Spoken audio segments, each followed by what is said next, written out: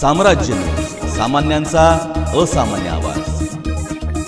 स्वारगेट दुर्घटनेनंतर आता महिला प्रवाशांच्या सुरक्षेसाठी राज्य परिवहनकडील सध्याच्या 12,000 बस गाड्यांसह नव्या 2,500 गाड्यांमध्ये GPS, पॅनिक बटन आणि CCTV कॅमेरे लावण्याचा निर्णय महामंडळाने घेतला आहे।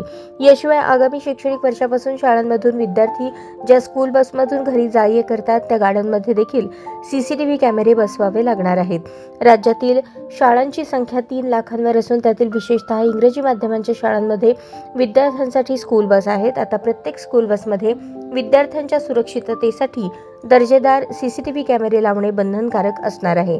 आगामी शैक्षणिक वर्षापासून नव्या नियमावलीची अंमलबजावणी होणार आहे। नियमांचे उल्लंघन करणाऱ्याला RTO किंवा वाहतूक पोलिसांकडून 10,000हून अधिकचा दंड होऊ शकतो।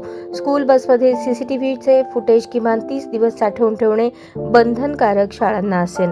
दुसरीकडे सध्या महामंडळातील 15,000 गाड्यांपैकी 3,000 बसच्या पुढच्या वर्षांपर्यंत स्क्रॅपमध्ये निघणार आहेत। त्यामुळे सुस्थितीतील 12,000 बस गाड्यांमध्ये प्रवाशांच्या सुरक्षेसाठी आगामी 2 महिन्यांच्या आत प्रत्येकी 4 CCTV कॅमेरे बसवले जाणार असून त्यासाठी केंद्र सरकारकडून निधी मागण्यात आला आहे। मे महिन्यात निविदा प्रक्रिया राबवण्याचे नियोजन असून सर्व बस गाड्यांना GPS प्रणाली देखील असणार आहे। त्यामुळे बस गाड्यांचे नेमके लोकेशन समजायला देखील मदत होणार आहे।